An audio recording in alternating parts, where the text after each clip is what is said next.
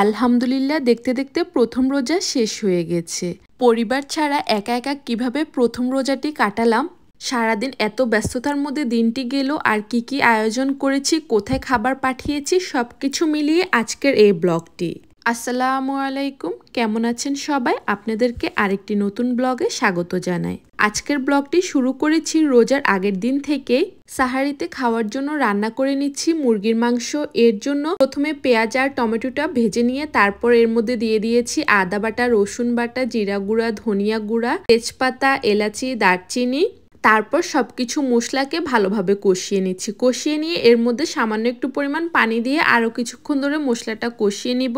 যখনই তেলটা উঠে আসবে সে পর্যায়ে দিয়ে দিচ্ছি ভেজে রাখা মুরগির মাংসগুলো। আর মাংসগুলোকে আমি আগে থেকে ভেজে রেখেছি।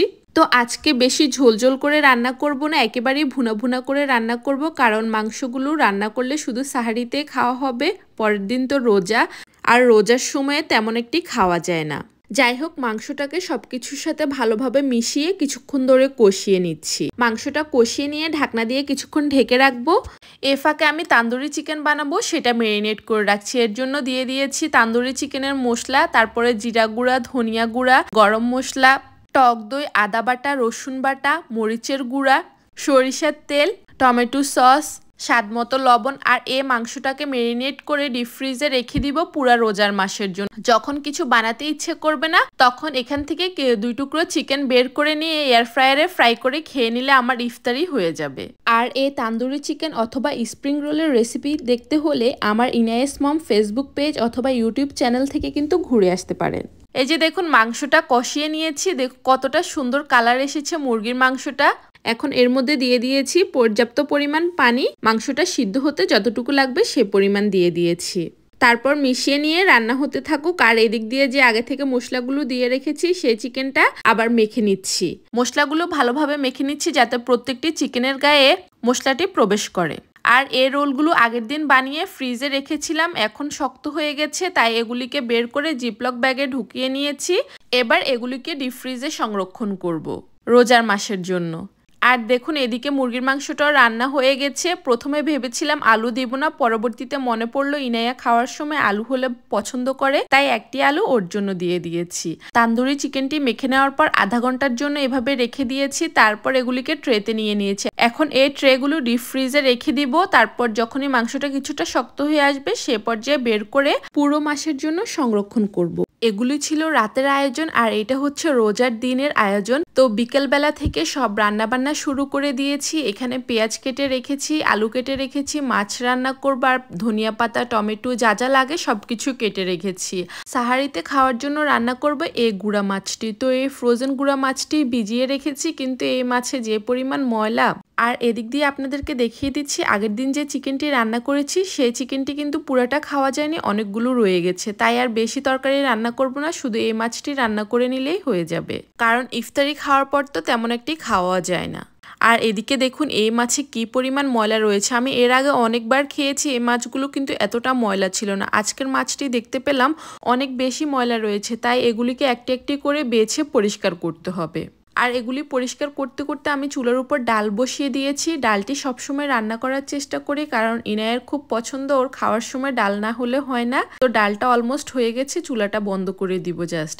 আর এখন বসিয়ে দিচ্ছি ছোলা ভাজি। যেহেতু প্রথম রোজা, তাই চেষ্টা করেছি অল্প অল্প হলেও সবকিছু করার। আর আমার হাজবেন্ডের তো অনেক বেশি পছন্দ ছোলা ভাজি, তার জন্য রোজা লাগে না, সবসময় হলেও সে পছন্দ করে। তো ছোলা ভাজির জন্য পেঁয়াজটা কিছুটা ভেজে নিয়ে এর মধ্যে দিয়ে দিয়েছি রসুন বাটা, আদা বাটা, আর হচ্ছে ধনিয়া গুঁড়া, আর সামান্য একটু মরিচের গুঁড়া, হলুদের গুঁড়া। তবে আমার কাছে রসুন বাটা থেকে আদা বাটাটা বেশি ভালো লাগে বুটের মধ্যে। যাই হোক, সবকিছু মশলা দিয়ে দিয়েছি। এবার দিয়ে দিব স্বাদ মতো লবণ। লবণটা একটু কমিয়ে দেওয়ার চেষ্টা করছি, কারণ রোজার দিনে তো কোনো অপশন নেই লবণটা চেক করে নেওয়ার। কম হলে পরবর্তীতে নিয়ে খাওয়া যাবে, কিন্তু বেশি হলে তো সেটা কমানোর অপশন নেই। যাই হোক, সবগুলো মশলা দেওয়ার পরে এগুলিকে কষিয়ে নিচ্ছি। মশলাগুলো কষিয়ে নেওয়া হয়ে গেলে এর মধ্যে দিয়ে দিচ্ছি 2 কাপ পরিমাণ পানি। আর এই পানিটার মধ্যে আমি আলুটাও সিদ্ধ করবো আর ছোলাটাও দিয়ে দিব, এই কারণে বেশি করে পানি দিচ্ছি। ঝোলটা ফুটে আসতে আসতে এই ফাঁকে আমি মাছগুলো মেখে নিচ্ছি। এর জন্য যে পাতিলে রান্না করব সেই পাতিলের মধ্যে আলু কুচি দিয়ে এর মধ্যে দিয়ে দিয়েছি 1 টেবিল চামচ পরিমাণ রসুন বাটা, 1 চা চামচ পরিমাণ জিরা গুঁড়া, 1/2 চা চামচ পরিমাণ মরিচের গুঁড়া, 1 চা চামচ পরিমাণ হলুদের গুঁড়া, বেশি করে পেঁয়াজ, টমেটো আর তেল দিয়ে দিয়েছি। এবার এগুলিকে ভালোভাবে হাত দিয়ে কচলিয়ে মেখে নিতে হবে। আর গুঁড়া মাছটি এভাবে রান্না করলে বেশি ভালো হয়। তবে আমার এখানে আলুর পরিমাণটি অনেক বেশি কাটা হয়ে গেছে, যেটা আমি পরবর্তীতে বুঝতে পেরেছি, কিন্তু কিছু করার নাই, মেখে ফেলেছি, এ কারণে দিয়ে দিয়েছি। তারপর সবকিছু ভালোভাবে মেখে নেওয়ার পর উপর থেকে মাছগুলো দিয়ে আলতো করে একটু মেখে নিয়ে তার উপরে কেটে রাখা মরিচ আর সামান্য একটু পানি দিয়ে চুলার উপর বসিয়ে দিব। আর এদিক দিয়ে দেখুন ছোলা ভাজির যে মশলাটার মধ্যে পানি দিয়েছি সেই পানিতে বলক উঠে এসেছে। এখন আগে থেকে কেটে রাখা সেই আলুগুলো দিয়ে দিয়েছি আর সাথে ছোলাটাও দিয়ে দিয়েছি। আর ছোলাটা কিন্তু আগে থেকে সিদ্ধ করা। আর যে পাশের চুলায় বসিয়ে দিয়েছি মাছ রান্নাটি, সেই মাছ রান্নায় ঢাকনা দিয়ে দিচ্ছি যাতে তাড়াতাড়ি ফুটে আসে। ইফতারির প্রায় 1.5 ঘন্টার মতো বাকি, এই কারণে আমি একসাথে অনেকগুলো কাজ করে নিচ্ছি, তাই হয়তো ভিডিওটি দেখে আপনাদের কাছে এলোমেলো লাগতে পারে। ছোলাটা দিয়ে মাছটা বসিয়ে দিয়ে এপাশ দিয়ে আমি পেঁয়াজুর জন্য মেখে নিচ্ছি ডালগুলো।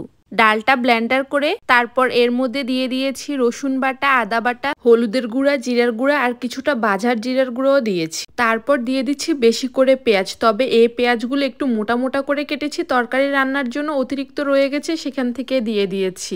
আসলে আমার আজকে অনেক বেশি তাড়া ছিল, কারণ একটু পরে আমার হাজবেন্ড খাবার নিতে আসবে, সেজন্য আর পেঁয়াজগুলোকে চিকন চিকন করে কেটে নিইনি, এই মোটা মোটা পেঁয়াজগুলো দিয়ে দিয়েছি। তারপর এর সাথে কিছুটা কাঁচামরিচ দিয়ে সবকিছুকে ভালোভাবে একত্রে মেখে রেখে দিচ্ছি, পরবর্তীতে ভেজে নিব। আর এদিকে দেখুন ছোলাটাও কিন্তু অনেকটা হয়ে এসেছে। এখন একটি ম্যাশার দিয়ে এই যে আলুগুলো দিয়েছি আলুগুলোকে ম্যাশ করে দিব, তাহলে ছোলা বোনাটা মাখো মাখো হবে, তখন খেতে মুড়ির সাথে বেশি ভালো লাগবে। তবে আমি অন্য সময় হলে আলুটাকে সিদ্ধ করে হাত দিয়ে ভর্তা করে তারপর ব্যবহার করি। আজকে তারা দেখে এই জন্যই আলাদা করে সিদ্ধ করলাম না, একসাথে দিয়ে এভাবে ভর্তা করে নিয়েছি। এই তো দেখুন পানিটা শুকিয়ে এসেছে, এখন জাস্ট ধনিয়া পাতা দিয়ে নেড়েচেড়ে মিশিয়ে নিয়ে নামিয়ে নিব। এই ফাঁকে আমাকে বলে যান তো এরকম কে কে আছে ছোলাখোর, যার প্রত্যেক দিন ছোলা না হলেই হয় না? যেমন আমার ভাই আর আমার হাজবেন্ড, দুজনের 30 দিন রোজার মধ্যে 30 দিনে ছোলা লাগে। এখন বেসনটা গুলিয়ে নিব, কিন্তু প্রথমে ভেবেছিলাম আজকে আলুর চপ অথবা বেগুনি করব না, শুধু পেঁয়াজু ভাজি আর ছোলা ভাজি করব। কিন্তু আমার আবার বেগুনি খুব পছন্দ, তাই মনকে না মানাতে পেরে আবার বেসন গুলিয়ে নিচ্ছি বেগুনি বানানোর জন্য। বেসনগুলি আগে থেকে চেলে রাখা হয়নি, এই কারণে এখন একটি চালনিতে বেসন দিয়ে দিয়েছি আর এর সাথে কিছু পরিমাণ চালের গুঁড়া দিয়ে ভালোভাবে চেলে নিচ্ছি। এই ফাঁকে মাছটিও হয়ে গেছে, এই কারণে মাছের মধ্যে ধনিয়া পাতা দিয়ে একটু নেড়ে মিশিয়ে দিয়ে মাছ রান্নাটি শেষ করে তারপর বেসনটি গুলিয়ে নিব। মাছ রান্না চুলাটি বন্ধ করে দিয়েছি। এবার বেসনের মধ্যে দিয়ে দিয়েছি হলুদের গুঁড়া, সামান্য একটু পরিমাণ মরিচের গুঁড়া, স্বাদমতো লবণ আর একটু পরিমাণ জিরার গুঁড়া। তারপর এটাকে পানি দিয়ে ভালো মতো গুলিয়ে নিয়েছি। তবে বেশিক্ষণ ভিজানোর সময় নেই, কারণ শেষ পর্যায়ে এসে বেসনটি গুলে নিয়েছি, এই কারণে আজকে মনে হয় বেগুনিগুলো ফুলকো ফুলকো হবে না, তবে যাই হবে সেটাই আমার জন্য যথেষ্ট। যাই হোক, তারপরে চুলার উপর তেলটা গরম বসিয়ে এর মধ্যে পেঁয়াজগুলো দিয়ে দিয়েছি। আর আজকে একটু বেশি করে ভেজে নিচ্ছি, কারণ আমার হাজবেন্ডের সাথে আরেকজন বাঙালি ভাই থাকবে, তারা দুইজন মিলে একসাথে ইফতারি করবে। আর প্রথম রোজা সবাই একটু বেশি খায়, পরবর্তীতে হয়তো তখন ভাজলে তেমন একটি খাওয়া পড়ে না, তাই চেষ্টা করেছি আজকে একটু বেশি বেশি করে বানিয়ে নেওয়ার। তো পেঁয়াজুটা ভাজা হয়ে গেছে অলমোস্ট। তারপর আমি ভুল করে ঠান্ডা তেলের মধ্যে বেগুনিগুলো দিয়ে দিয়েছি, তার কারণে ফুলে উঠছে না। আর এমনিও তো প্রথমেই বলেছি বেসনটা আজকে বেশিক্ষণ ভিজাতে পারিনি, এই কারণে বেগুনিগুলো ফুলকো ফুলকো হয়নি, তবে যা হয়েছে আলহামদুলিল্লাহ। আর কথায় আছে না তাড়াতাড়ি কাজ কখনো ভালো হয় না, আজকে আমার সাথে সেই অবস্থাটি হয়েছে। যাই হোক, সবকিছু রান্না করা হয়ে গেছে, এখন বক্সে ঢুকিয়ে নিচ্ছি আমার হাজবেন্ডকে খাবার দেওয়ার জন্য। তো একটি বাটিতে ছোলা বোনা নিয়ে নিয়েছি, এর পাশে দিয়ে দিয়েছি টমেটো কুচি, শসা কুচি আর পেঁয়াজ কুচি, এর সাথে কিছু একটু ধনিয়া পাতা, সবকিছু দিয়ে দিচ্ছি, কারণ ছোলা দিয়ে মুড়ি মেখে খাবে আমার হাজবেন্ড। আর আরেকটি বক্সে একটি আপেল আর কয়েকটি খেজুর দিয়েছি। আর এখানে এক ডিব্বা বলবো না কি বলবো, দিয়ে দিয়েছি মুড়ি, যতটুকু লাগবে খেয়ে নিবে আর বাকিগুলো নিয়ে আসবে। এবার একটি বক্সের নিচে টিস্যু দিয়ে তার উপর দিয়ে দিচ্ছি পেঁয়াজু আর বেগুনিগুলো।